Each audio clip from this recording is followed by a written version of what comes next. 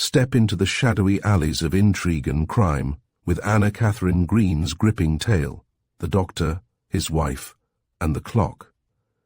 Known as one of the pioneering women in detective fiction, Green weaves a mystery that centers around a tragic death, a silent timepiece, and the veiled truths behind domestic walls. As Detective Grice unravels the strange clues left in the aftermath, listeners are drawn into a web of suspense where every tick of the clock may unlock a secret. Prepare to follow the investigation that challenges perception and pushes logic to its limits. Chapter 1. On the July 17th, 1851, a tragedy of no little interest occurred in one of the residences of the Colonnade in Lafayette Place. Mr. Hasbrouck, a well-known and highly respected citizen, was attacked in his room by an unknown assailant and shot dead before assistance could reach him. His murderer escaped, and the problem offered to the police was how to identify this person who, by some happy chance or by the exercise of the most remarkable forethought, had left no traces behind him, or any clue by which he could be followed. The affair was given to a young man named Ebenezer Grice to investigate, and the story as he tells it is this: when, sometime after midnight, I reached Lafayette Place, I found the block lighted from end to end. Groups of excited men and women peered from the open doorways and mingled their shadows with those of the huge pillars which adorn the front of this picturesque block of dwellings. The house in which the crime had been committed was near the center of the row, and long before I reached it, I had learned from more than one source that the alarm was first given to the street by a woman's shriek, and secondly, by the shouts of an old man-servant who had appeared in a half-dressed condition at the window of Mr. Hasbrouck's room crying, "Murder!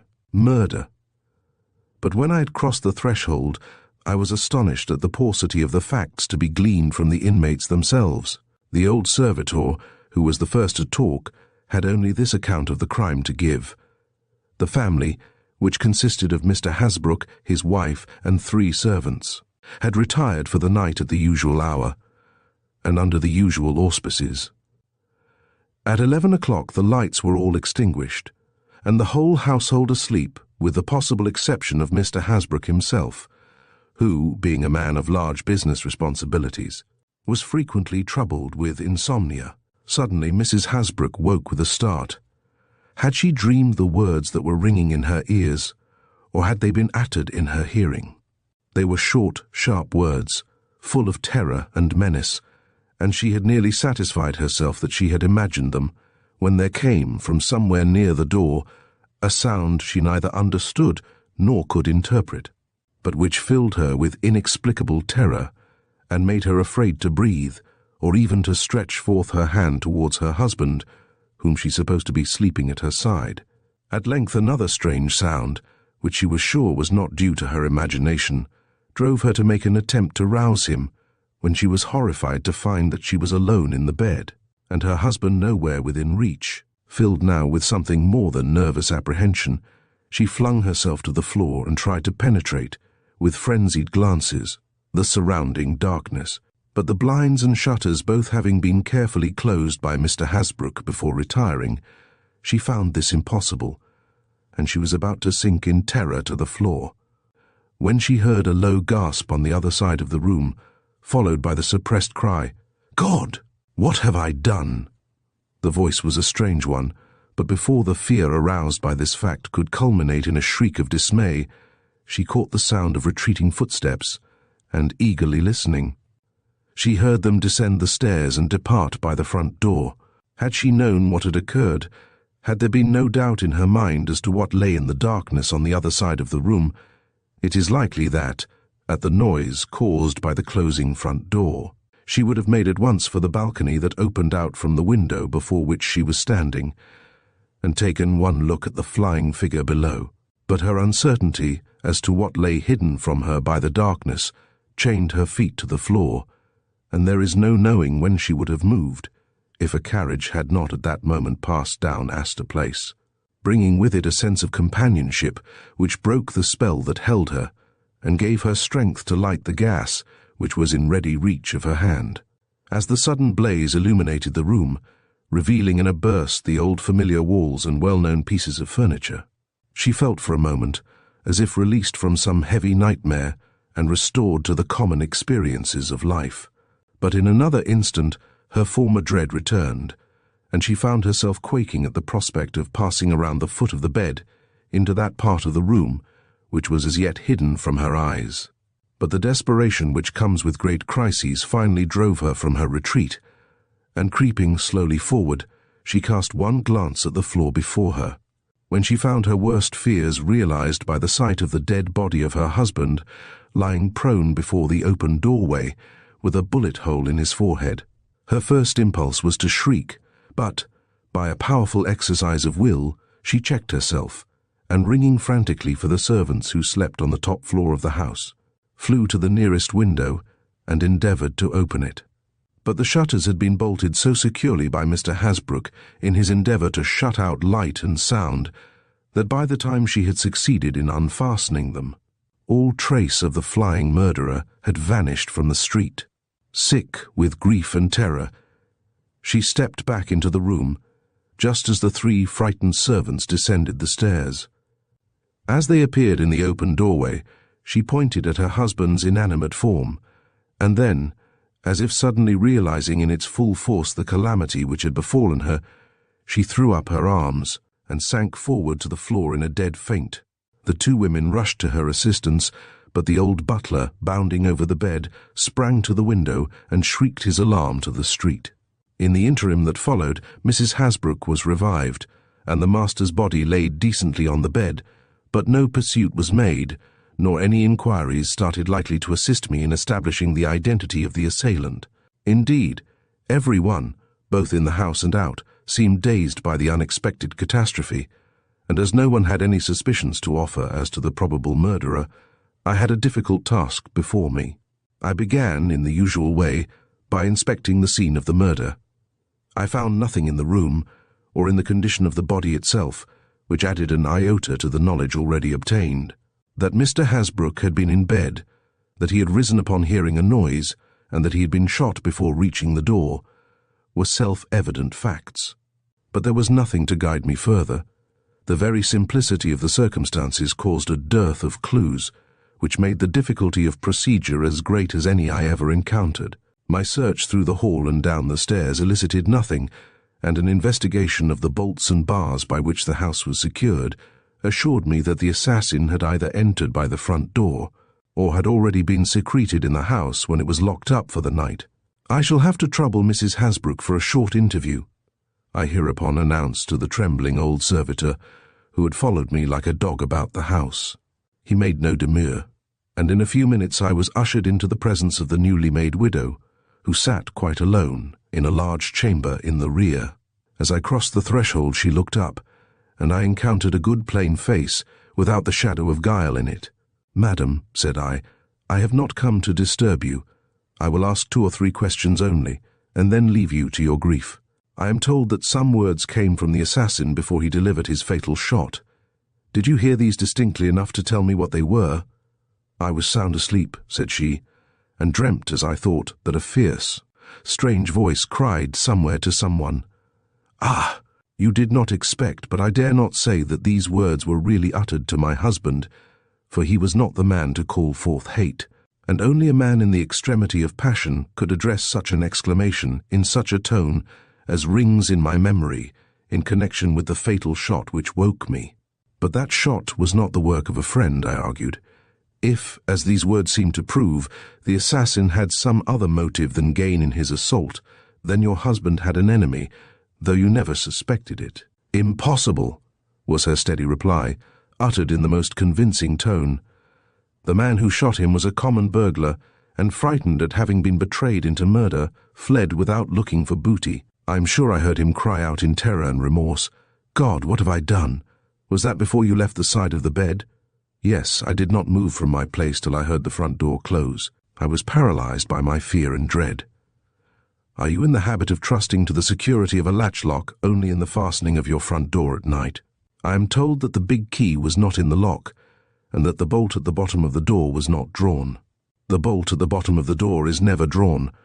Mr. Hasbrouck was so good a man, he never mistrusted anyone. That is why the big lock was not fastened. The key, not working well.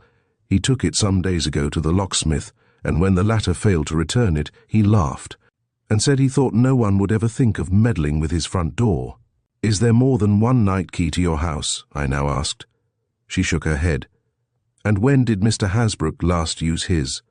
"Tonight when he came home from prayer meeting," she answered, and burst into tears. Her grief was so real and her loss so recent that I hesitated to afflict her by further questions. So returning to the scene of the tragedy, I stepped out upon the balcony which ran in front. Soft voices instantly struck my ears. The neighbours on either side were grouped in front of their own windows and were exchanging the remarks natural under the circumstances. I paused as in duty bound and listened, but I heard nothing worth recording and would have instantly re-entered the house if I had not been impressed by the appearance of a very graceful woman who stood at my right.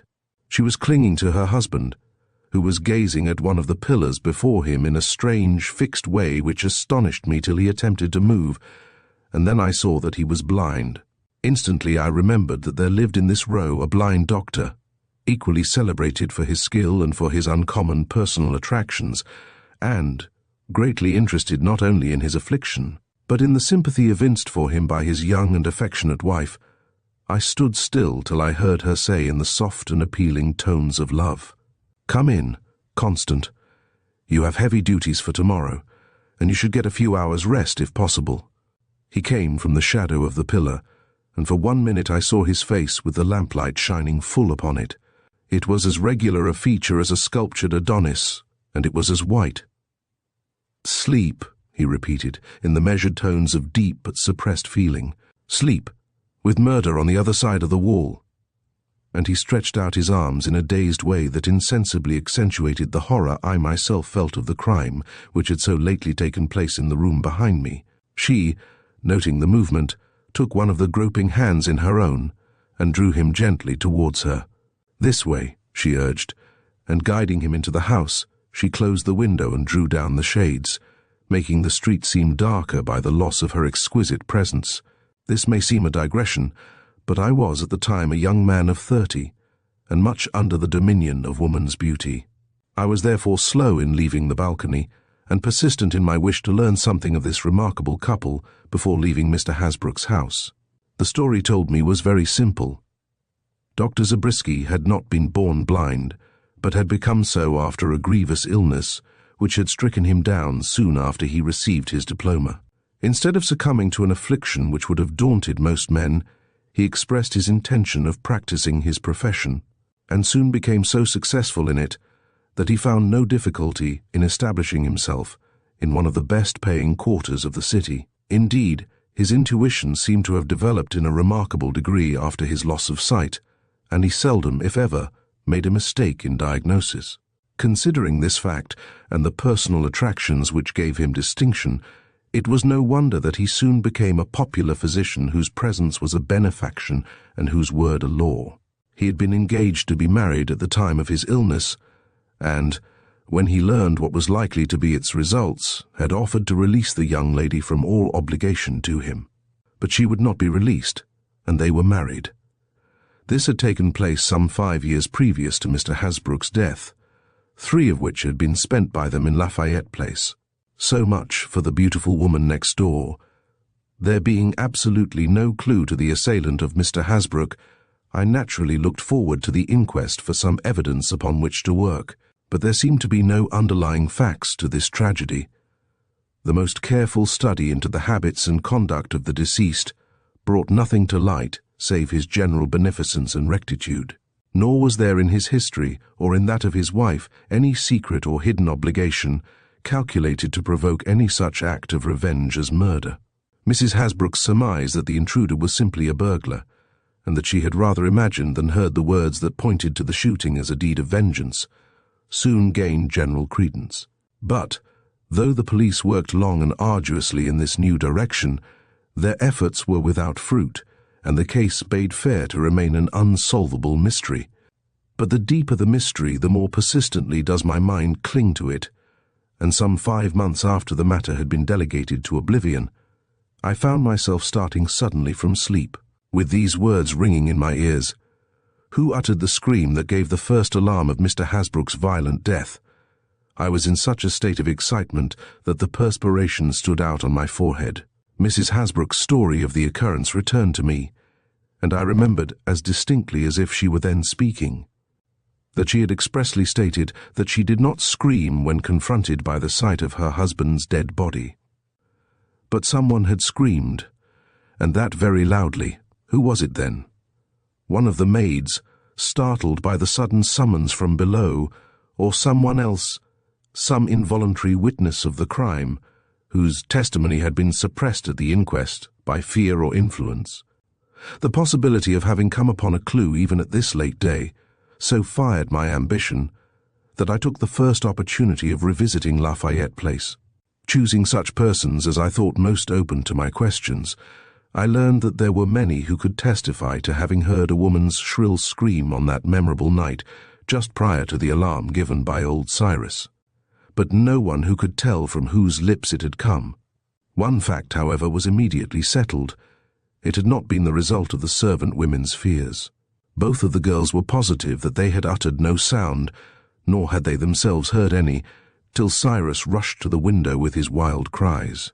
As the scream, by whomever given, was uttered before they descended the stairs, I was convinced by these assurances that it had issued from one of the front windows, and not from the rear of the house, where their own rooms lay.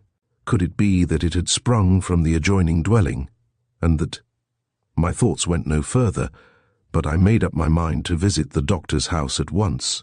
It took some courage to do this, for the doctor's wife had attended the inquest, and her beauty, seen in broad daylight, had worn such an aspect of mingled sweetness and dignity, that I hesitated to encounter it under any circumstances likely to disturb its pure serenity. But a clue, once grasped, cannot be lightly set aside by a true detective, and it would have taken more than a woman's frown to stop me at this point.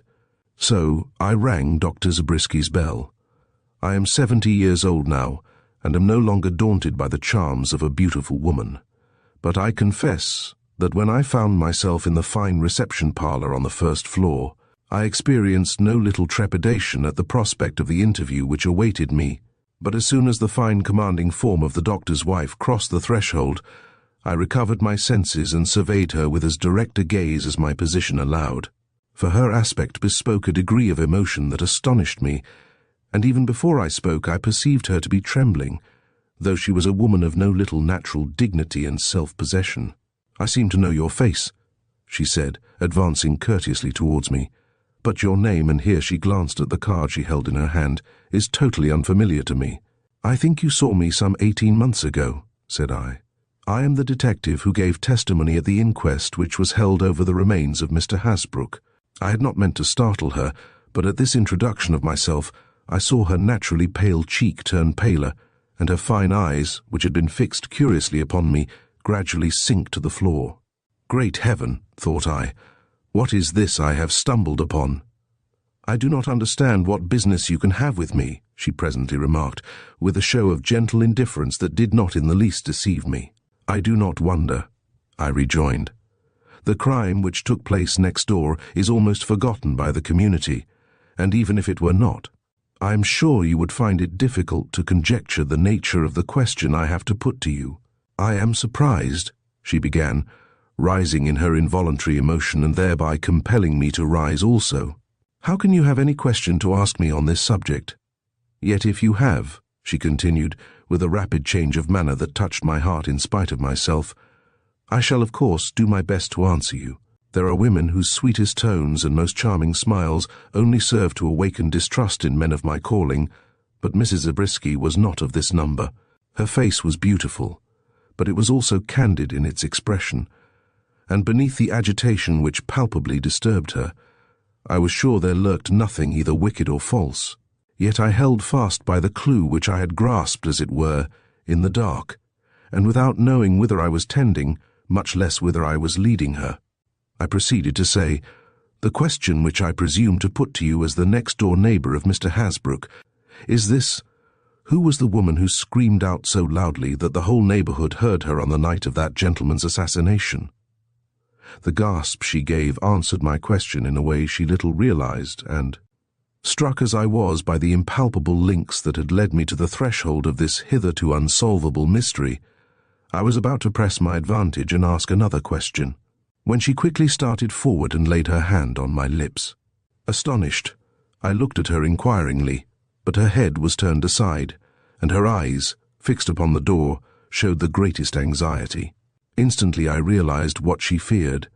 Her husband was entering the house, and she dreaded lest his ears should catch a word of our conversation. Not knowing what was in her mind, and unable to realize the importance of the moment to her, I yet listened to the advance of her blind husband, with an almost painful interest. Would he enter the room where we were, or would he pass immediately to his office in the rear? She seemed to wonder too, and almost held her breath as he neared the door, paused, and stood in the open doorway, with his ear turned towards us. As for myself, I remained perfectly still, gazing at his face in mingled surprise and apprehension, for besides its beauty, which was of a marked order, as I have already observed, it had a touching expression which irresistibly aroused both pity and interest in the spectator. This may have been the result of his affliction, or it may have sprung from some deeper cause, but whatever its source, this look in his face produced a strong impression upon me, and interested me at once in his personality. Would he enter, or would he pass on? Her look of silent appeal showed me in which direction her wishes lay, but while I answered her glance by complete silence, I was conscious in some indistinct way that the business I had undertaken would be better furthered by his entrance. The blind have been often said to possess a sixth sense in place of the one they have lost. Though I am sure we made no noise, I soon perceived that he was aware of our presence. Stepping hastily forward, he said in the high and vibrating tone of restrained passion, "Helen, are you here?" For a moment I thought she did not mean to answer, but knowing doubtless from experience the impossibility of deceiving him, she answered with a cheerful assent, dropping her hand as she did so from before my lips. He heard the slight rustle which accompanied the movement, and a look I found it hard to comprehend flashed over his features, altering his expression so completely that he seemed another man. "You have someone with you," he declared, advancing another step, but with none of the uncertainty which usually accompanies the movements of the blind. "Some dear friend," he went on, with an almost sarcastic emphasis and a forced smile that had little of gaiety in it. The agitated and distressed blush which answered him could have but one interpretation. He suspected that her hand had been clasped in mine, and she perceived his thought and knew that I perceived it also.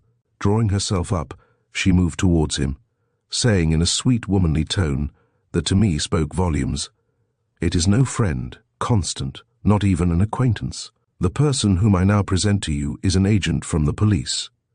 He is here upon a trivial errand which will be soon finished, when I will join you in your office." I knew she was but taking a choice between two evils, that she would have saved her husband the knowledge of a detective's presence in the house, if her self-respect would have allowed it, but neither she nor I anticipated the effect which this presentation produced upon him. "A police officer," he repeated, staring with his sightless eyes, as if in his eagerness to see, he half hoped his lost sense would return. "He can have no trivial errand here. He has been sent by God himself to—" "Let me speak for you," hastily interposed his wife, springing to his side and clasping his arm with a fervour that was equally expressive of appeal and command. Then turning to me, she explained, "Since Mr. Hasbrook's unaccountable death, my husband has been labouring under an hallucination, which I have only to mention for you to recognize its perfect absurdity. He thinks, oh, do not look like that, Constant.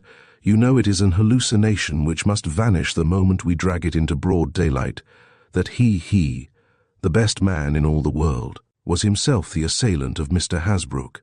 Good God! I say nothing of the impossibility of this being so," she went on in a fever of expostulation. "He is blind, and could not have delivered such a shot even if he had desired to. Besides, he had no weapon. But the inconsistency of the thing speaks for itself, and should assure him that his mind is unbalanced, and that he is merely suffering from a shock that was greater than we realized. He is a physician, and has had many such instances in his own practice. Why, he was very much attached to Mr. Hasbrouck. They were the best of friends, and though he insists that he killed him, he cannot give any reason for the deed." At these words the doctor's face grew stern, and he spoke like an automaton, repeating some fearful lesson. "I killed him. I went to his room and deliberately shot him. I had nothing against him, and my remorse is extreme. Arrest me, and let me pay the penalty of my crime. It is the only way in which I can obtain peace."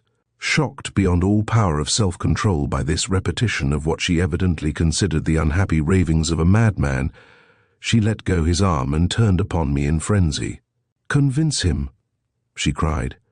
"Convince him by your questions that he never could have done this fearful thing." I was laboring under great excitement myself, for I felt my youth against me in a matter of such tragic consequence. Besides, I agreed with her that he was in a distempered state of mind, and I hardly knew how to deal with one so fixed in his hallucination and with so much intelligence to support it. But the emergency was great, for he was holding out his wrists in the evident expectation of my taking him into instant custody, and the sight was killing his wife, who had sunk on the floor between us, in terror and anguish. "You say you killed Mr. Hasbrouck," I began. "Where did you get your pistol, and what did you do with it after you left his house?" "My husband had no pistol, never had any pistol," put in Mrs. Zabriskie, with vehement assertion. "If I had seen him with such a weapon, I threw it away.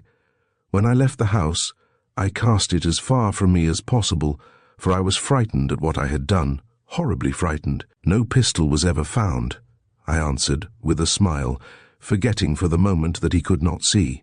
If such an instrument had been found in the street after a murder of such consequence, it certainly would have been brought to the police. "You forget that a good pistol is valuable property," he went on stolidly. "Someone came along before the general alarm was given, and seeing such a treasure lying on the sidewalk, picked it up and carried it off. Not being an honest man, he preferred to keep it to drawing the attention of the police upon himself." Perhaps," said I, "but where did you get it? Surely you can tell where you procured such a weapon, if, as your wife intimates, you did not own one." "I bought it that self-same night of a friend whom I will not name, since he resides no longer in this country. He paused. Intense passion was in his face. He turned towards his wife, and a low cry escaped him, which made her look up in fear. "I do not wish to go into any particulars," said he. "God forsook me, and I committed a horrible crime. When I am punished, perhaps peace will return to me and happiness to her. I would not wish her to suffer too long or too bitterly for my sin." Constant. What love was in the cry, and what despair! It seemed to move him and turn his thoughts for a moment into a different channel. "Poor child," he murmured, stretching out his hands by an irresistible impulse towards her. But the change was but momentary, and he was soon again the stern and determined self-accuser. "Are you going to take me before a magistrate?" he asked. "If so, I have a few duties to perform which you are welcome to witness." "I have no warrant," I said. "Besides, I am scarcely the one to take such a responsibility upon myself. If, however, you persist in your declaration, I will communicate with my superiors, who will take such action as they think best." "That will be still more satisfactory to me," said he, "for though I have many times contemplated giving myself up to the authorities, I have still much to do before I can leave my home and practice without injury to others. Good day. When you want me, you will find me here." He was gone, and the poor young wife was left crouching on the floor alone. Pitying her shame and terror, I ventured to remark that it was not an uncommon thing for a man to confess to a crime he had never committed, and assured her that the matter would be inquired into very carefully before any attempt was made upon his liberty. She thanked me, and slowly rising, tried to regain her equanimity, but the manner as well as the matter of her husband's self-condemnation was too overwhelming in its nature for her to recover readily from her emotions. "I have long dreaded this," she acknowledged. "For months I have foreseen that he would make some rash communication or insane avowal. If I had dared, I would have consulted some physician about this hallucination of his. but he was so sane on other points that I hesitated to give my dreadful secret to the world. I kept hoping that time and his daily pursuits would have their effect and restore him to himself. But his illusion grows, and now I fear that nothing will ever convince him that he did not commit the deed of which he accuses himself. If he were not blind, I would have more hope, but the blind have so much time for brooding. I think he had better be indulged in his fancies for the present, I ventured. If he is labouring under an illusion, it might be dangerous to cross him. She echoed in an indescribable tone of amazement and dread. Can you for a moment harbour the idea that he has spoken the truth? Madam, I returned, with something of the cynicism of my later years, what caused you to give such an unearthly scream just before this murder was made known to the neighbourhood? She stared, paled, and finally began to tremble, not, as I now believe, at the insinuation latent in my words, but at the doubts which my question aroused in her own breast. Did I? She asked. Then, with a great burst of candour which seemed inseparable from her nature, she continued, Why do I try to mislead you or deceive myself? I did give a shriek just before the alarm was raised next door, but it was not from any knowledge I had of a crime having been committed, but because I unexpectedly saw before me my husband, whom I supposed to be on his way to Poughkeepsie. He was looking very pale and strange, and for a moment I thought I was beholding his ghost. But he soon explained his appearance by saying that he had fallen from the train and had been only saved by a miracle from being dismembered, and I was just bemoaning his mishap and trying to calm him and myself, when that terrible shout was heard next door of murder. Murder! Coming so soon after the shock he had himself experienced, it quite unnerved him, and I think we can date his mental disturbance from that moment. For he began almost immediately to take a morbid interest in the affair next door, though it was weeks, if not months, before he let a word fall of the nature of those you have just heard. Indeed, it was not till I repeated to him some of the expressions he was continually letting fall in his sleep that he commenced to accuse himself of crime and talk of retribution. You say that your husband frightened you on that night by appearing suddenly at the door when you thought him on his way to Poughkeepsie. Is Dr. Zabriskie in the habit of thus going and coming alone at an hour so late as this must have been? You forget that to the blind, night is less full of perils than the day. Often and often has my husband found his way to his patients' houses alone after midnight, but on this especial evening he had Harry with him. Harry was his driver, and always accompanied him when he went any distance. Well then, said I, all we have to do is to summon Harry and hear what he has to say concerning this affair. He surely will know whether or not his master went into the house next door. Harry has left us, she said. Dr. Zabriskie has another driver now. Besides, I have nothing to conceal from you. Harry was not with him when he returned to the house that evening, or the doctor would not have been without his portmanteau till the next day. Something, I have never known what caused them to separate, and that is why I have no answer to give the doctor when he accuses himself of committing a deed on that night which is wholly out of keeping with every other act of his life. And have you never questioned Harry why they separated, and why he allowed his master to come home alone after the shock he had received at the station? I did not know there was any reason for doing so till long after he left us. And when did he leave? That I do not remember. A few weeks or possibly a few days after that dreadful night. And where is he now? Ah, that I have not the least means of knowing. But, she suddenly cried, what do you want of Harry? If he did not follow Dr. Zabriskie to his own door, he could tell us nothing that would convince my husband that he is labouring under an illusion. But he might tell us something which would convince us that Dr. Zabriskie was not himself after the accident, that he, hush, came from her lips in imperious tones. I will not believe that he shot Mr. Hasbrouck, even if you prove him to have been insane at the time. How could he? My husband is blind. It would take a man of very keen sight to force himself into a house that was closed for the night, and kill a man in the dark at one shot. Rather, cried a voice from the doorway, it is only a blind man who could do this. Those who trust to eyesight must be able to catch some glimpse of the mark they aim at, and this room, as I have been told, was without a glimmer of light. But the blind trust to sound, and as Mr. Hasbrouck spoke, "Oh," burst from the horrified wife, "is there no one to stop him when he speaks like that?" Chapter 2. When I related to my superiors the details of the foregoing interview, two of them coincided with the wife in thinking that Dr. Zabriskie was in an irresponsible condition of mind which made any statement of his questionable. But the third seemed disposed to argue the matter, and casting me an inquiring look, seemed to ask what my opinion was on the subject. Answering him as if he had spoken, I gave my conclusion as follows, that whether insane or not, Dr. Zabriskie had fired the shot which terminated Mr. Hasbrook's life. It was the inspector's own idea, but it was not shared in by the others, one of whom had known the doctor for years. Accordingly, they compromised by postponing all opinion till they had themselves interrogated the doctor, and I was detailed to bring him before them the next afternoon. He came without reluctance, his wife accompanying him. In the short time which elapsed between their leaving Lafayette Place and entering headquarters, I embraced the opportunity of observing them, and I found the study equally exciting and interesting.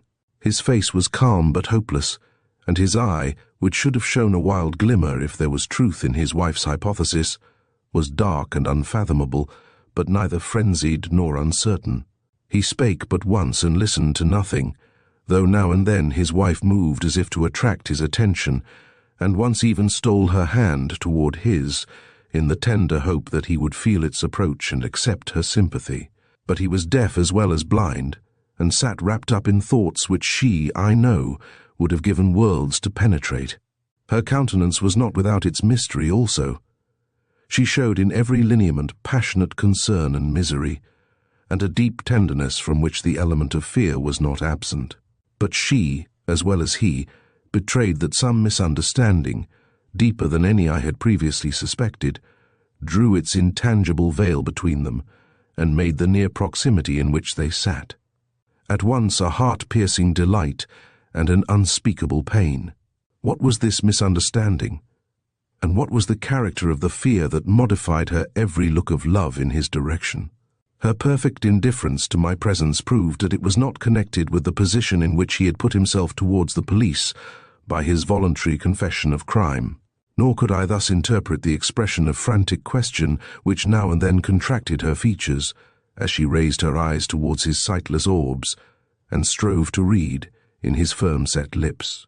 The meaning of those assertions she could only ascribe to a loss of reason. The stopping of the carriage seemed to awaken both from thoughts that separated rather than united them. He turned his face in her direction, and she, stretching forth her hand, prepared to lead him from the carriage, without any of that display of timidity which had been previously evident in her manner. As his guide, she seemed to fear nothing, as his lover, everything. There is another and a deeper tragedy underlying the outward and obvious one, was my inward conclusion, as I followed them into the presence of the gentleman awaiting them. Dr. Zabriskie's appearance was a shock to those who knew him. So was his manner, which was calm, straightforward, and quietly determined. "I shot Mr. Hasbrook," was his steady affirmation, given without any show of frenzy or desperation. "If you ask me why I did it, I cannot answer. If you ask me how, I am ready to state all that I know concerning the matter." "But, Dr. Zabriskie," interposed his friend, "the why is the most important thing for us to consider just now. If you really desire to convince us that you committed the dreadful crime of killing a totally inoffensive man, you should give us some reason for an act so opposed to all your instincts and general conduct." But the doctor continued unmoved. "I had no reason for murdering Mr. Hasbrook. 100 questions can elicit no other reply. You had better keep to the how." A deep-drawn breath from the wife answered the looks of the three gentlemen, to whom this suggestion was offered. "You see," that breath seemed to protest, "that he is not in his right mind." I began to waver in my own opinion, and yet the intuition which has served me in cases as seemingly impenetrable as this bade me beware of following the general judgment. "Ask him to inform you how he got into the house," I whispered to Inspector D, who sat nearest me. Immediately the inspector put the question I had suggested. "By what means did you enter Mr. Hasbrook's house at so late an hour as this murder occurred?" The blind doctor's head fell forward on his breast, and he hesitated for the first and only time. "You will not believe me," said he, "but the door was ajar when I came to it. Such things make crime easy. It is the only excuse I have to offer for this dreadful deed. the front door of a respectable citizen's house ajar at 11:30 at night.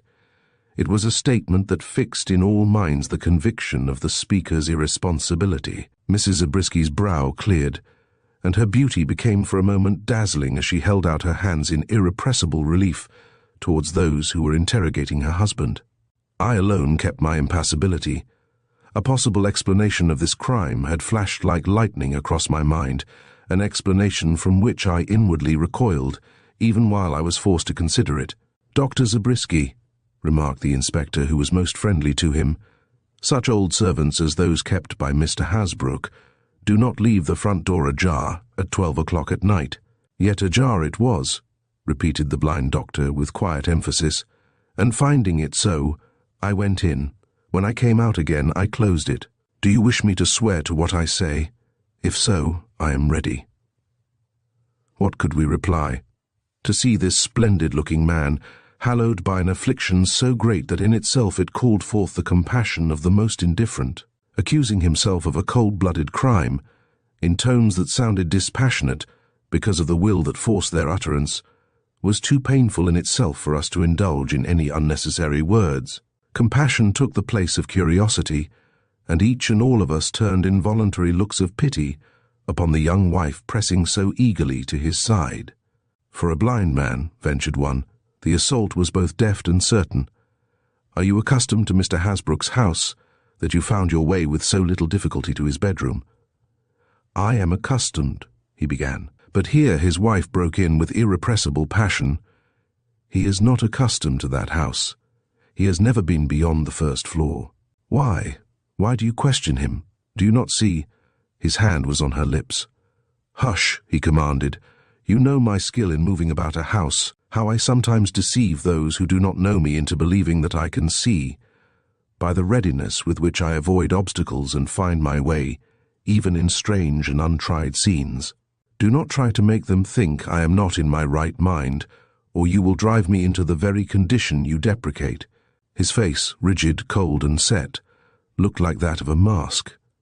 Hers, drawn with horror and filled with question that was fast taking the form of doubt, bespoke an awful tragedy from which more than one of us recoiled.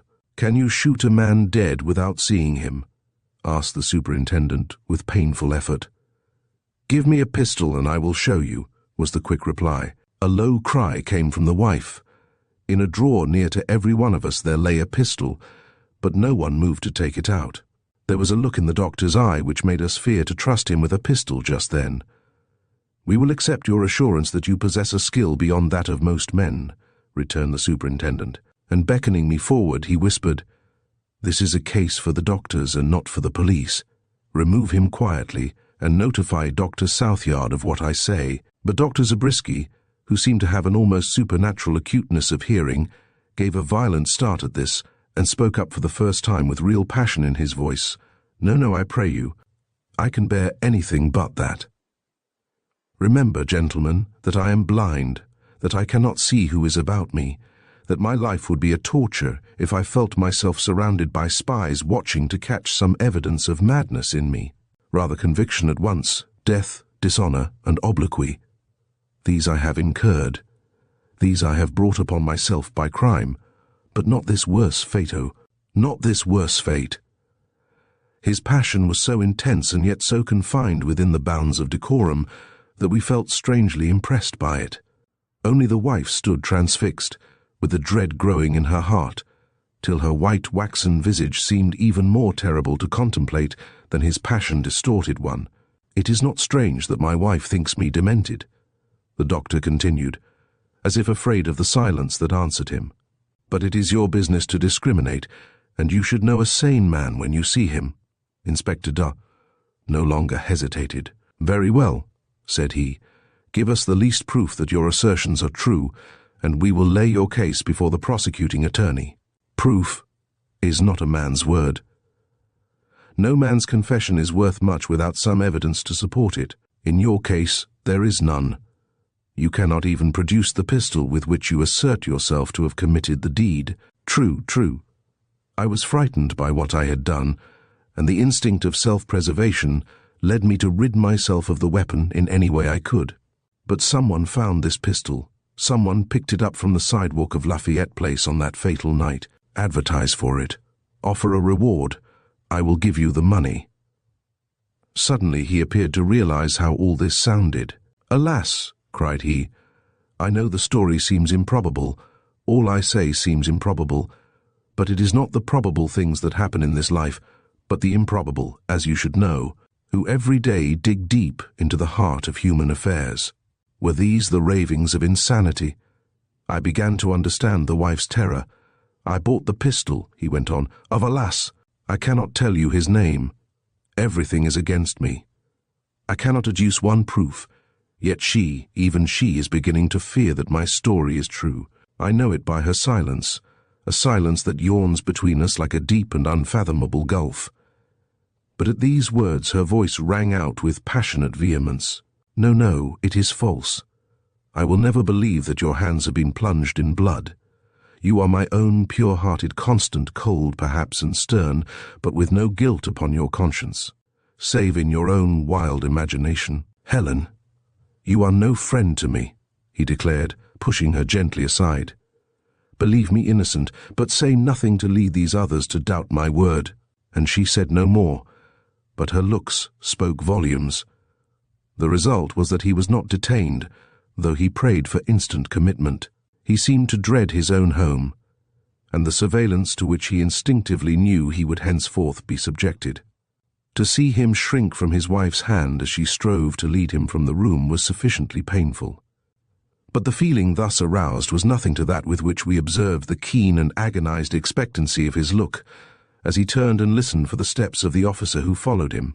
"I shall never again know whether or not I am alone," was his final observation as he left our presence. I said nothing to my superiors of the thoughts I had had while listening to the above interrogatories.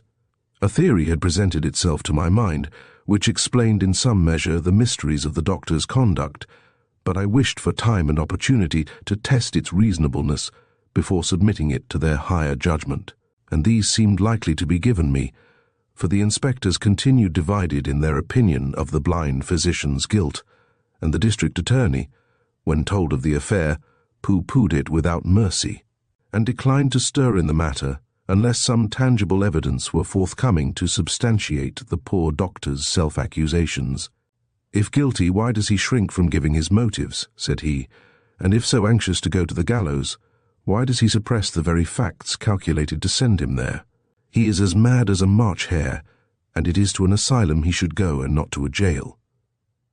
In this conclusion I failed to agree with him, and as time wore on my suspicions took shape and finally ended in a fixed conviction. Dr. Zabriskie had committed the crime he avowed, but let me proceed a little further with my story before I reveal what lies beyond that. But, notwithstanding Dr. Zabriskie's almost frenzied appeal for solitude, a man had been placed in surveillance over him in the shape of a young doctor skilled in diseases of the brain. This man communicated more or less with the police, and one morning I received from him the following extracts from the diary he had been ordered to keep. "The doctor is settling into a deep melancholy from which he tries to rise at times, but with only indifferent success. Yesterday, he rode around to all his patients for the purpose of withdrawing his services on the plea of illness. But he still keeps his office open, and today I had the opportunity of witnessing his reception and treatment of the many sufferers who came to him for aid. I think he was conscious of my presence, though an attempt had been made to conceal it, for the listening look never left his face from the moment he entered the room, and once he rose and passed quickly from wall to wall, groping with outstretched hands into every nook and corner, and barely escaping contact with the curtain behind which I was hidden. But if he suspected my presence, he showed no displeasure at it, wishing perhaps for a witness to his skill in the treatment of disease. And truly I never beheld a finer manifestation of practical insight in cases of a more or less baffling nature than I beheld in him today. He is certainly a most wonderful physician, and I feel bound to record that his mind is as clear for business as if no shadow had fallen upon it. Dr. Zabriskie loves his wife, but in a way that tortures both himself and her. If she has gone from the house he is wretched, and yet when she returns he often forbears to speak to her, or if he does speak, it is with a constraint that hurts her more than his silence. I was present when she came in today, Her step, which had been eager on the stairway, flagged as she approached the room, and he naturally noted the change and gave his own interpretation to it. His face, which had been very pale, flushed suddenly, and a nervous trembling seized him which he sought in vain to hide. But by the time her tall and beautiful figure stood in the doorway, he was his usual self again in all but the expression of his eyes, which stared straight before him in an agony of longing, only to be observed in those who have once seen. "Where have you been, Helen?" he asked, as contrary to his wont, he moved to meet her.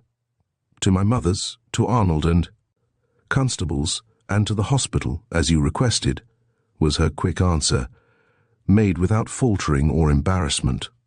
He stepped still nearer and took her hand, and as he did so, my physician's eye noted how his finger lay over her pulse in seeming unconsciousness. "Nowhere else?" he queried. She smiled the saddest kind of smile and shook her head. Then, remembering that he could not see this movement, she cried in a wistful tone, "Nowhere else, Constant. I was too anxious to get back." I expected him to drop her hand at this, but he did not, and his finger still rested on her pulse. "And whom did you see while you were gone?" he continued. She told him, naming over several names. "You must have enjoyed yourself," was his cold comment, as he let go her hand and turned away. But his manner showed relief, and I could not but sympathize with the pitiable situation of a man who found himself forced to means like these for probing the heart of his young wife. Yet when I turned towards her, I realized that her position was but little happier than his. Tears are no strangers to her eyes, but those that welled up at this moment seemed to possess a bitterness that promised but little peace for her future. Yet she quickly dried them and busied herself with ministrations for his comfort. If I am any judge of woman, Helen Zabriskie is superior to most of her sex. That her husband mistrusts her is evident, but whether this is the result of the stand she has taken in his regard, or only a manifestation of dementia, I have as yet been unable to determine.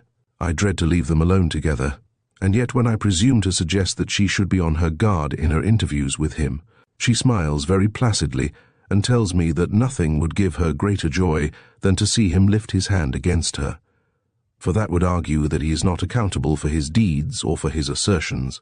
Yet it would be a grief to see her injured by this passionate and unhappy man. You have said that you wanted all details I could give, so I feel bound to say that Dr. Zabriskie tries to be considerate of his wife, though he often fails in the attempt. When she offers herself as his guide, or assists him with his mail, or performs any of the many acts of kindness by which she continually manifests her sense of his affliction, he thanks her with courtesy, and often with kindness, yet I know she would willingly exchange all his set phrases for one fond embrace or impulsive smile of affection. That he is not in the full possession of his faculties would be too much to say. And yet upon what other hypothesis can we account for the inconsistencies of his conduct? I have before me two visions of mental suffering. At noon, I passed the office door, and looking within, saw the figure of Dr. Zabriskie seated in his great chair, lost in thought or deep in those memories which make an abyss in one's consciousness. His hands, which were clenched, rested upon the arms of his chair, and in one of them I detected a woman's glove, which I had no difficulty in recognizing as one of the pair worn by his wife this morning. He held it as a tiger might hold his prey, or a miser his gold, but his set features and sightless eyes betrayed that a conflict of emotions was waging within him, among which tenderness had but little share. Though alive, as he usually is, to every sound, he was too absorbed at this moment to notice my presence, though I had taken no pains to approach quietly. I therefore stood for a full minute watching him, till an irresistible sense of the shame of thus spying upon a blind man in his moments of secret anguish seized upon me, and I turned away, but not before I saw his features relax in a storm of passionate feeling, as he rained kisses after kisses on the senseless kid he had so long held in his motionless grasp. Yet when an hour later he entered the dining room on his wife's arm, there was nothing in his manner to show that he had in any way changed in his attitude towards her. The other picture was more tragic still. I have no business with Mrs. Zabriskie's affairs, but as I passed upstairs to my room an hour ago, I caught a fleeting vision of her tall form, with the arms thrown up over her head, in a paroxysm of feeling which made her as oblivious to my presence as her husband had been several hours before. Were the words that escaped her lips, "Thank God we have no children"? Or was this exclamation suggested to me by the passion and unrestrained impulse of her action? Side by side with these lines, I, Ebenezer Gryce, placed the following extracts from my own diary: "Watched the Zabriskie mansion for 5 hours this morning from the second-story window of an adjoining hotel. Saw the doctor when he drove away on his round of visits, and saw him when he returned. A colored man accompanied him. Today I followed Mrs. Zabriskie. I had a motive for this, the nature of which I think it wisest not to divulge. She went first to a house in Washington Place where I am told her mother lives. Here she stayed some time, after which she drove down to Canal Street, where she did some shopping, and later stopped at the hospital, into which I took the liberty of following her. She seemed to know many there, and passed from cot to cot with a smile in which I alone discerned the sadness of a broken heart.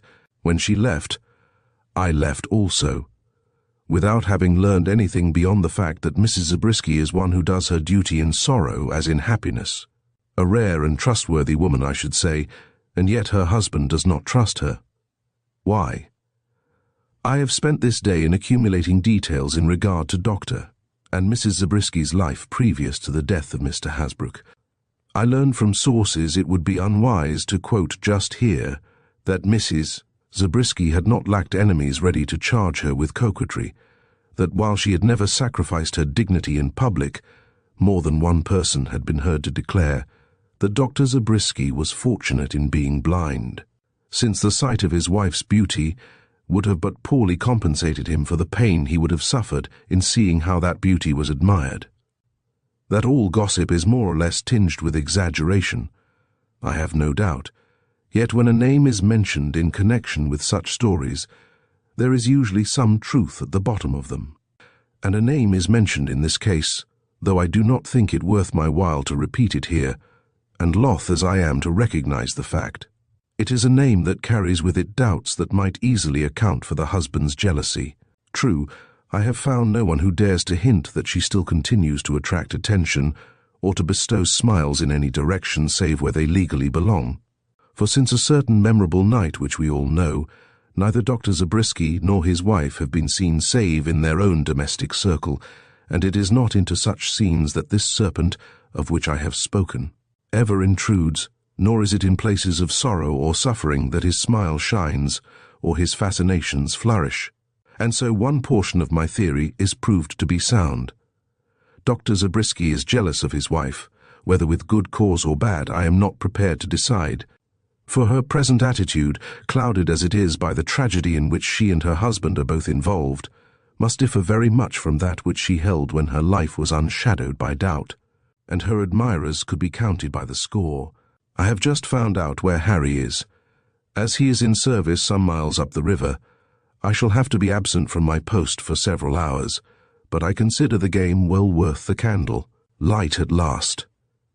I have seen Harry, and by means known only to the police, have succeeded in making him talk. His story is substantially this, that on the night so often mentioned, he packed his master's portmanteau at 8 o'clock, and at 10 called a carriage, and rode with the doctor to the 29th Street station. He was told to buy tickets for Poughkeepsie, where his master had been called in consultation, and having done this, hurried back to join his master on the platform. They had walked together as far as the cars, and Dr. Zabriskie was just stepping onto the train, when a man pushed himself hurriedly between them, and whispered something into his master's ear, which caused him to fall back and lose his footing. Dr. Zabriskie's body slid half under the car, but he was withdrawn before any harm was done, though the cars gave a lurch at that moment which must have frightened him exceedingly, for his face was white when he rose to his feet, and when Harry offered to assist him again onto the train, he refused to go, and said he would return home and not attempt to ride to Poughkeepsie that night. The gentleman, whom Harry now saw to be Mr. Stanton, an intimate friend of Dr. Zabriskie, smiled very queerly at this, and taking the doctor's arm led him away to a carriage. Harry naturally followed them, but the doctor, hearing his steps, turned and bade him, in a very peremptory tone, to take the omnibus home, and then, as if on second thought, told him to go to Poughkeepsie in his stead, and explained to the people there that he was too shaken up by his misstep to do his duty, and that he would be with them next morning. This seemed strange to Harry, but he had no reasons for disobeying his master's orders, and so rode to Poughkeepsie. But the doctor did not follow him the next day. On the contrary, he telegraphed for him to return, and when he got back dismissed him with a month's wages. This ended Harry's connection with the Zabriskie family. A simple story bearing out what the wife has already told us, but it furnishes a link which may prove invaluable. Mr. Stanton, whose first name is Theodore, knows the real reason why Dr. Zabriskie returned home on the night of the 17th of July, 1851. Mr. Stanton, consequently, I must see, and this shall be my business tomorrow. Checkmate. Theodore Stanton is not in this country. Though this points him out as the man from whom Dr. Zabriskie bought the pistol, it does not facilitate my work, which is becoming more and more difficult. Mr. Stanton's whereabouts are not even known to his most intimate friends. He sailed from this country most unexpectedly on the 18th of July a year ago, which was the day after the murder of Mr. Hasbrouck. It looks like a flight, especially as he has failed to maintain open communication, even with his relatives. Was he the man who shot Mr. Hasbrouck? No, but he was the man who put the pistol in Dr. Zabriskie's hand that night, and, whether he did this with purpose or not, was evidently so alarmed at the catastrophe which followed that he took the first outgoing steamer to Europe. So far all is clear, but there are mysteries yet to be solved which will require my utmost tact. What if I should seek out the gentleman with whose name that of Mrs. Zabriskie has been linked, and see if I can in any way connect him with Mr. Stanton or the events of that night? Eureka! I have discovered that Mr. Stanton cherished a mortal hatred for the gentleman above mentioned. It was a covert feeling, but no less deadly on that account, and while it never led him into any extravagances, it was of force sufficient to account for many a secret misfortune which happened to that gentleman. Now, if I can prove he was the Mephistopheles who whispered insinuations into the ear of our blind Faust, I may strike a fact that will lead me out of this maze. But how can I approach secrets so delicate without compromising the woman I feel bound to respect, if only for the devoted love she manifests for her unhappy husband? I shall have to appeal to Joe Smithers. This is something which I always hate to do, but as long as he will take money, and as long as he is fertile in resources for obtaining the truth from people I am myself unable to reach, so long must I make use of his cupidity and his genius. He is an honorable fellow in one way, and never retails as gossip what he acquires for our use. How will he proceed in this case, and by what tactics will he gain the very delicate information which we need? I own that I am curious to see. I shall really have to put down at length the incidents of this night. I always knew that Joe Smithers was invaluable to the police, but I really did not know he possessed talents of so high an order. He wrote me this morning that he had succeeded in getting Mr. T.S. Promise to spend the evening with him, and advised me that if I desired to be present also, his own servant would not be at home, and that an opener of bottles would be required. As I was very anxious to see Mr. T. with my own eyes, I accepted the invitation to play the spy upon a spy, and went at the proper hour to Mr. Smithers' rooms, which are in the University building. I found them picturesque in the extreme.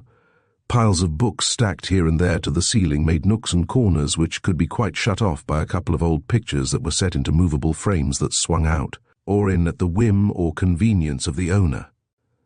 As I liked the dark shadows cast by these pictures, I pulled them both out, and made such other arrangements as appeared likely to facilitate the purpose I had in view. Then I sat down, and waited for the two gentlemen who were expected to come in together. They arrived almost immediately, whereupon I rose and played my part with all necessary discretion. While ridding Mr. T. of his overcoat, I stole a look at his face. It is not a handsome one, but it boasts of a gay, devil-may-care expression which doubtless makes it dangerous to many women, while his manners are especially attractive, and his voice the richest and most persuasive that I ever heard. I contrasted him, almost against my will, with Dr. Zabriskie, and decided that with most women the former's undoubted fascinations of speech and bearing would outweigh the latter's great beauty and mental endowments, but I doubted if they would with her.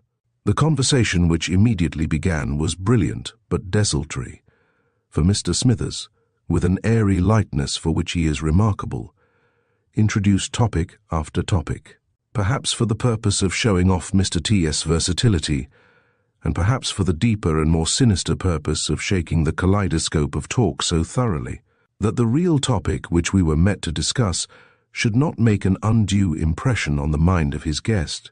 Meanwhile, 1, 2, 3 bottles passed, and I saw Joe Smithers's eye grow calmer and that of Mr. T more brilliant and more uncertain. As the last bottle showed signs of failing, Joe cast me a meaning glance, and the real business of the evening began. I shall not attempt to relate the half-dozen failures which Joe made in endeavouring to elicit the facts we were in search of, without arousing the suspicion of his visitor. I am only going to relate the successful attempt. They had been talking now for some hours, and I, who had long before been waved from their immediate presence, was hiding my curiosity and growing excitement behind one of the pictures, when suddenly I heard Joe say, "He has the most remarkable memory I ever met. He can tell to a day when any notable event occurred." "Pshaw," answered his companion, who, by the by, was known to pride himself upon his own memory for dates. "I can state where I went and what I did on every day in the year. That may not embrace what you call notable events, but the memory required is all the more remarkable, is it not?" "Pooh," was his friend's provoking reply.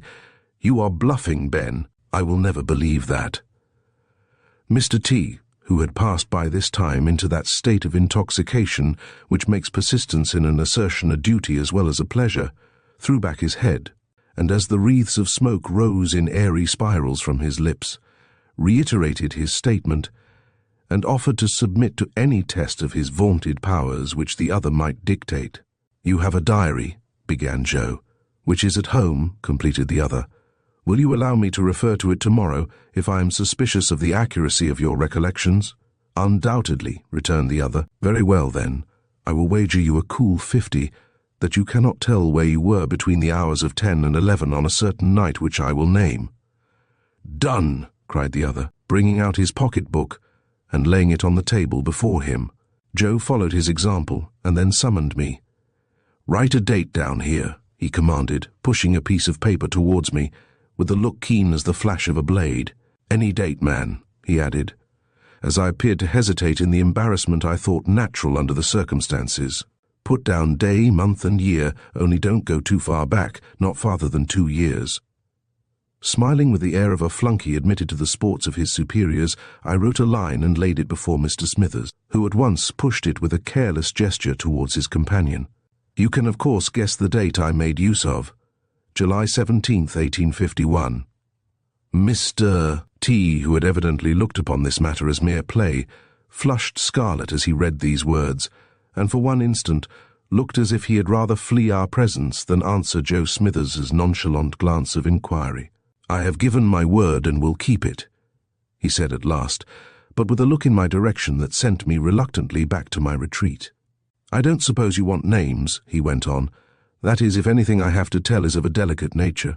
"Oh, no," answered the other, "only facts and places." "I don't think places are necessary either," he returned. "I will tell you what I did, and that must serve you. I did not promise to give number and street." "Well, well," Joe exclaimed, "earn your 50, that is all. Show that you remember where you were on the night of," and with an admirable show of indifference, he pretended to consult the paper between them, "the 17th of July, 1851, and I shall be satisfied." "I was at the club for one thing," said Mr. T. "Then I went to see a lady friend, where I stayed till 11. She wore a blue muslin." "What is that?" I had betrayed myself by a quick movement which sent a glass tumbler crashing to the floor. Helen Zabriskie had worn a blue muslin on that same night. I had noted it when I stood on the balcony, watching her and her husband. That noise? It was Joe who was speaking. "You don't know Reuben as well as I do, or you wouldn't ask. It is his practice, I am sorry to say, to accentuate his pleasure in draining my bottles by dropping a glass at every third one." Mr. T went on, "She was a married woman, and I thought she loved me. But, and this is the greatest proof I can offer you, that I am giving you a true account of that night. She had not had the slightest idea of the extent of my passion, and only consented to see me at all because she thought, poor thing, that a word from her would set me straight, and rid her of attentions that were fast becoming obnoxious.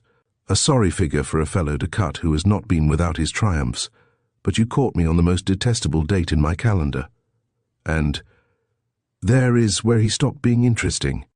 So I will not waste time by quoting further.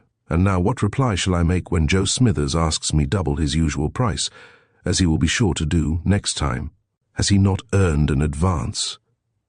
I really think so. I spent the whole day in weaving together the facts I've gleaned and the suspicions I've formed into a consecutive whole likely to present my theory in a favorable light to my superiors. But just as I thought myself in shape to meet their inquiries, I received an immediate summons into their presence, where I was given a duty to perform of so extraordinary and unexpected a nature that it effectually drove from my mind all my own plans for the elucidation of the Zabriskie mystery. This was nothing more nor less than to take charge of a party of people who were going to the Jersey Heights for the purpose of testing Dr. Zabriskie's skill with a pistol. Chapter 3. The cause of this sudden move was soon explained to me. Mrs. Zabriskie, anxious to have an end put to the present condition of affairs, had begged for a more rigid examination into her husband's state. This being accorded, a strict and impartial inquiry had taken place, with a result not unlike that which followed the first one. 3 out of his 4 interrogators judged him insane, and could not be moved from their opinion, though opposed by the verdict of the young expert who had been living in the house with him. Dr. Zabriskie seemed to read their thoughts, and showing extreme agitation, begged as before for an opportunity to prove his sanity by showing his skill in shooting. This time a disposition was evinced to grant his request, which Mrs. Zabriskie no sooner perceived than she added her supplications to his that the question might be thus settled. A pistol was accordingly brought, but at sight of it her courage failed, and she changed her prayer to an entreaty that the experiment should be postponed till the next day, and should then take place in the woods away from the sight and hearing of needless spectators, though it would have been much wiser to have ended the matter there and then. The superintendent was prevailed upon to listen to her entreaties, and thus it was that I came to be a spectator, if not a participator, in the final scene of this most sombre drama. There are some events which impress the human mind so deeply that their memory mingles with all after experiences. Though I have made it a rule to forget as soon as possible the tragic episodes into which I am constantly plunged, there is one scene in my life which will not depart at my will, and that is the sight which met my eyes from the bow of the small boat in which Dr. Zabriskie and his wife were rowed over to Jersey on that memorable afternoon. Though it was by no means late in the day, the sun was already sinking, and the bright red glare which filled the heavens and shone full upon the faces of the half-dozen persons before me added much to the tragic nature of the scene, though we were far from comprehending its full significance. The doctor sat with his wife in the stern, and it was upon their faces my glance was fixed. The glare shone luridly on his sightless eyeballs, and as I noticed his unwinking lids, I realized as never before what it was to be blind in the midst of sunshine. Her eyes, on the contrary, were lowered, but there was a look of hopeless misery in her colourless face, which made her appearance infinitely pathetic, and I felt confident that if he could only have seen her, he would not have maintained the cold and unresponsive manner which chilled the words on her lips and made all advance on her part impossible. On the seat in front of them sat the inspector and a doctor, and from some quarter, possibly from under the inspector's coat, there came the monotonous ticking of a small clock, which, I had been told, was to serve as a target for the blind man's aim. This ticking was all I heard, though the noise and bustle of a great traffic was pressing upon us on every side, and I am sure it was all that she heard, as, with hand pressed to her heart and eyes fixed on the opposite shore, she waited for the event which was to determine whether the man she loved was a criminal or only a being afflicted of God, and worthy of her unceasing care and devotion. As the sun cast its last scarlet gleam over the water, the boat grounded, and it fell to my lot to assist Mrs. Zabriskie up the bank. As I did so, I allowed myself to say, "I am your friend, Mrs. Zabriskie," and was astonished to see her tremble and turned toward me with a look like that of a frightened child. But there was always this characteristic blending in her countenance of the childlike and the severe, such as may so often be seen in the faces of nuns, and beyond an added pang of pity for this beautiful but afflicted woman. I let the moment pass without giving it the weight it perhaps demanded. "The doctor and his wife had a long talk last night," was whispered in my ear as we wound our way along into the woods. I turned and perceived at my side the expert physician, portions of whose diary I have already quoted. He had come by another boat, but it did not seem to heal whatever breach lies between them, he proceeded. Then in a quick, curious tone he asked, "Do you believe this attempt on his part is likely to prove anything but a farce?"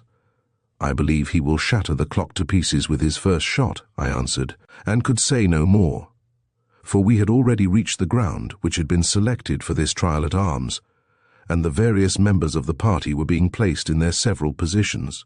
The doctor, to whom light and darkness were alike, stood with his face towards the western glow, and at his side were grouped the inspector and the two physicians. On the arm of one of the latter hung Dr. Zabriskie's overcoat, which he had taken off as soon as he reached the field. Mrs. Zabriskie stood at the other end of the opening, near a tall stump, upon which it had been decided that the clock should be placed when the moment came for the doctor to show his skill. She had been accorded the privilege of setting the clock on this stump, and I saw it shining in her hand as she paused for a moment to glance back at the circle of gentlemen who were awaiting her movements. The hands of the clock stood at 5 minutes to 5, though I scarcely noted the fact at the time, for her eyes were on mine, and as she passed me she spoke. "If he is not himself, he cannot be trusted. Watch him carefully, and see that he does no mischief to himself or others. Be at his right hand, and stop him if he does not handle his pistol properly." I promised, and she passed on, setting the clock upon the stump, and immediately drawing back to a suitable distance at the right, where she stood, wrapped in her long dark cloak, quite alone. Her face shone ghastly white, even in its environment of snow-covered boughs which surrounded her, and, noting this, I wished the minutes fewer between the present moment and the hour of 5, at which he was to draw the trigger. "Dr. Zabriskie," quoth the inspector, "we have endeavoured to make this trial a perfectly fair one.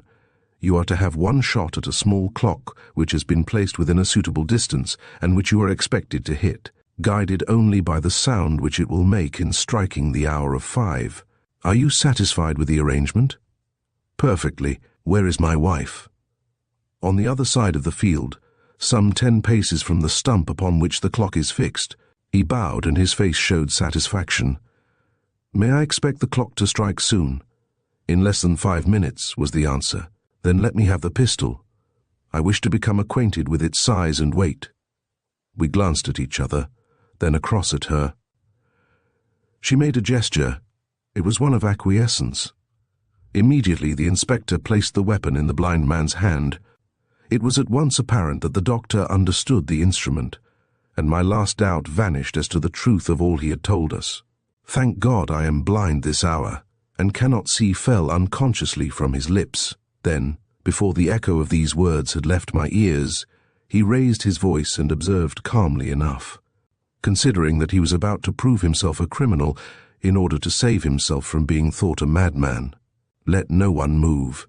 I must have my ears free for catching the first stroke of the clock." And he raised the pistol before him. There was a moment of torturing suspense and deep, unbroken silence. My eyes were on him, and so I did not watch the clock. But suddenly I was moved by some irresistible impulse to note how Mrs. Zabriskie was bearing herself at this critical moment, and, casting a hurried glance in her direction, I perceived her tall figure swaying from side to side, as if under an intolerable strain of feeling. Her eyes were on the clock, the hands of which seemed to creep with snail-like pace along the dial, when unexpectedly, and a full minute before the minute hand had reached the stroke of 5, I caught a movement on her part, saw the flash of something round and white show for an instant against the darkness of her cloak, and was about to shriek warning to the doctor, when the shrill, quick stroke of a clock rung out on the frosty air, followed by the ping and flash of a pistol, a sound of shattered glass, followed by a suppressed cry, told us that the bullet had struck the mark, but before we could move, or rid our eyes of the smoke which the wind had blown into our faces, there came another sound which made our hair stand on end and sent the blood back in terror to our hearts. Another clock was striking. The clock which we now perceived was still standing upright on the stump where Mrs. Zabriskie had placed it. Whence came the clock, then, which had struck before the time and been shattered for its pains? One quick look told us. On the ground, 10 paces at the right, lay Helen Zabriskie, a broken clock at her side, and in her breast a bullet which was fast sapping the life from her sweet eyes. We had to tell him there was such pleading in her looks, and never shall I forget the scream that rang from his lips as he realized the truth. Breaking from our midst, he rushed forward and fell at her feet as if guided by some supernatural instinct. "Helen," he shrieked, "what is this? Were not my hands dyed deep enough in blood that you should make me answerable for your life also?" Her eyes were closed, but she opened them. Looking long and steadily at his agonized face, she faltered forth, "It is not you who have killed me, it is your crime. Had you been innocent of Mr. Hasbrook's death, your bullet would never have found my heart. Did you think I could survive the proof that you had killed that good man? I did it unwittingly. Hush!" she commanded with an awful look which happily he could not see. "I had another motive. I wished to prove to you, even at the cost of my life, that I loved you, had always loved you, and not—" It was now his turn to silence her. His hand crept over her lips, and his despairing face turned itself blindly towards us. "Go," he cried. "Leave us. Let me take a last farewell of my dying wife, without listeners or spectators." Consulting the eye of the physician who stood beside me, and seeing no hope in it, I fell slowly back. The others followed, and the doctor was left alone with his wife. From the distant position we took, we saw her arms creep round his neck, saw her head fall confidingly on his breast. Then silence settled upon them, and upon all nature, the gathering twilight deepening, till the last glow disappeared from the heavens above, and from the circle of leafless trees which enclosed this tragedy from the outside. Whirled, but at last there came a stir, and Dr. Zabriskie, rising up before us, with the dead body of his wife held closely to his breast, confronted us with a countenance so rapturous that he looked like a man transfigured. "I will carry her to the boat," said he. "Not another hand shall touch her. She was my true wife, and he towered into an attitude of such dignity and passion that for a moment he took on heroic proportions, and we forgot that he had just proved himself to have committed a cold-blooded and ghastly crime. The stars were shining when we again took our seats in the boat, and if the scene of our crossing to Jersey was impressive, what shall be said of that of our return? The doctor, as before, sat in the stern, an awesome figure, upon which the moon shone with a white radiance that seemed to lift his face out of the surrounding darkness and set it, like an image of frozen horror, before our eyes. Against his breast he held the form of his dead wife, and now and then I saw him stoop, as if he were listening for some tokens of life at her set lips. Then he would lift himself again, with hopelessness stamped upon his features, only to lean forward in renewed hope that was again destined to disappointment. The inspector and the accompanying physician had taken seats in the bow, and unto me had been assigned the special duty of watching over the doctor. This I did from a low seat in front of him. I was therefore so close that I heard his labouring breath, and though my heart was full of awe and compassion, I could not prevent myself from bending towards him and saying these words: "Dr. Zabriskie, the mystery of your crime is no longer a mystery to me. Listen and see if I do not understand your temptation, and how you, a conscientious and God-fearing man, came to slay your innocent neighbour. A friend of yours, or so he called himself, had for a long time filled your ears with tales tending to make you suspicious of your wife and jealous of a certain man whom I will not name. You knew that your friend had a grudge against this man, and so for many months turned a deaf ear to his insinuations. But finally some change which you detected in your wife's bearing or conversation roused your own suspicions, and you began to doubt if all was false that came to your ears, and to curse your blindness, which in a measure rendered you helpless.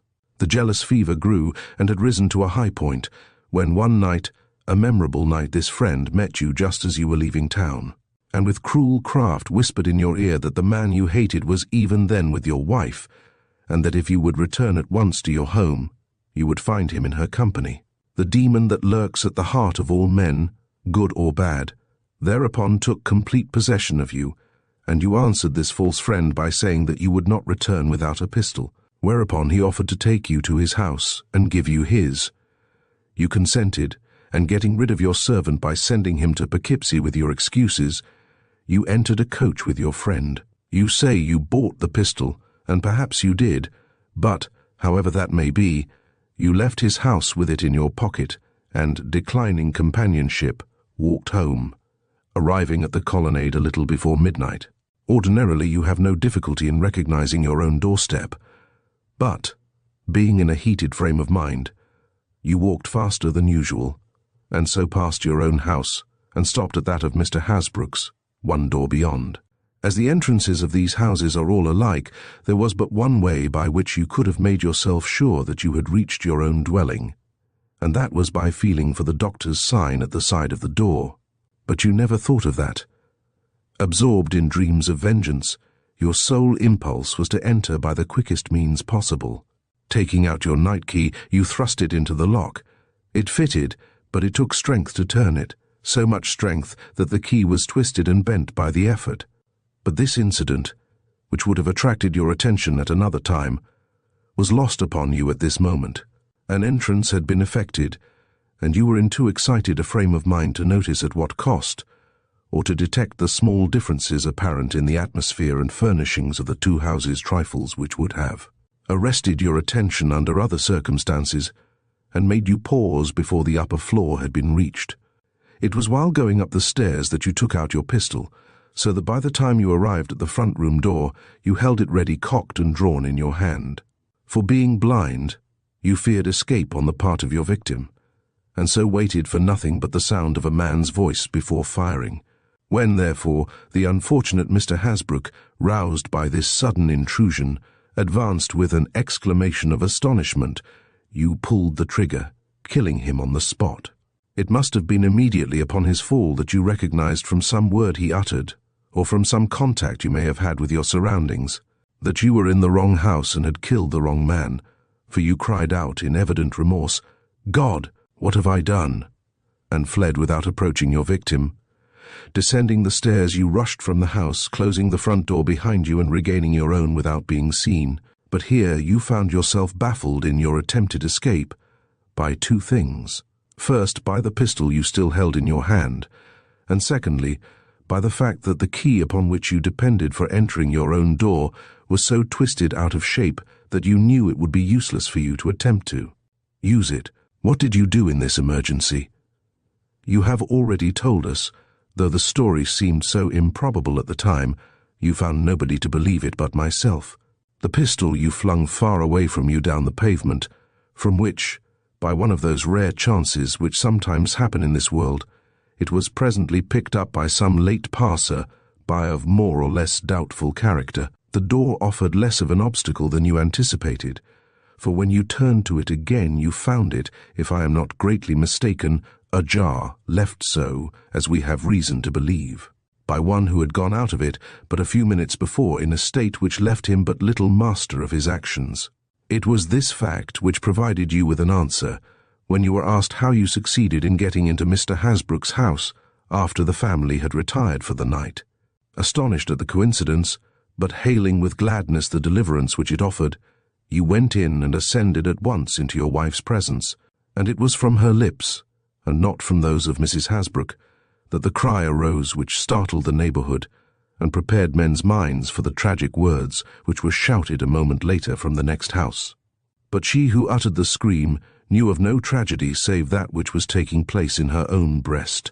She had just repulsed a dastardly suitor, and, seeing you enter so unexpectedly in a state of unaccountable horror and agitation, was naturally stricken with dismay, and thought she saw your ghost, or, what was worse, a possible avenger, while you, having failed to kill the man you sought, and having killed a man you esteemed, Let no surprise on her part lure you into any dangerous self-betrayal. You strove instead to soothe her, and even attempted to explain the excitement under which you labored by an account of your narrow escape at the station, till the sudden alarm from next door distracted her attention, and sent both your thoughts and hers in a different direction. Not till conscience had fully awakened, and the horror of your act had had time to tell upon your sensitive nature, did you breathe forth those vague confessions which, not being supported by the only explanations which would have made them credible, led her, as well as the police, to consider you affected in your mind. Your pride as a man and your consideration for her as a woman kept you silent, but did not keep the worm from preying upon your heart. Am I not correct in my surmises, Dr. Zabriskie, and is not this the true explanation of your crime? With a strange look, he lifted up his face. "Hush," said he. "You will awaken her. See how peacefully she sleeps. I should not like to have her awaken now, she is so tired, and I have not watched over her as I should." Appalled at his gesture, his look, his tone, I drew back, and for a few minutes no sound was to be heard but the steady dip-dip of the oars and the lap-lap of the waters against the boat. Then there came a quick uprising, the swaying before me of something dark and tall and threatening, and before I could speak or move, or even stretch forth my hands to stay him, the seat before me was empty, and darkness had filled the place where but an instant previous he had sat, a fearsome figure, erect and rigid as a sphinx. What little moonlight there was only served to show us a few rising bubbles, marking the spot where the unfortunate man had sunk with his much-loved burden. We could not save him. As the widening circles fled farther and farther out, the tide drifted us away, and we lost the spot which had seen the termination of one of Earth's saddest tragedies. The bodies were never recovered. The police reserved to themselves the right of withholding from the public the real facts which made this catastrophe an awful remembrance to those who witnessed it. A verdict of accidental death by drowning answered all purposes, and saved the memory of the unfortunate pair from such calumny as might have otherwise assailed it. It was the least we could do for two beings whom circumstances had so greatly afflicted. Thank you for joining us for The Doctor, His Wife and the Clock, a classic tale that highlights Anna Katharine Green's mastery in blending sharp deduction with rich emotional depth. As the story unfolds, we see how the smallest details, like the silence of a stopped clock, can unmask a deeply buried truth. If you enjoyed this journey through suspense and revelation, be sure to like, subscribe and explore more thrilling mysteries on Storytime Audios. There's always another case to solve and another story waiting to be heard.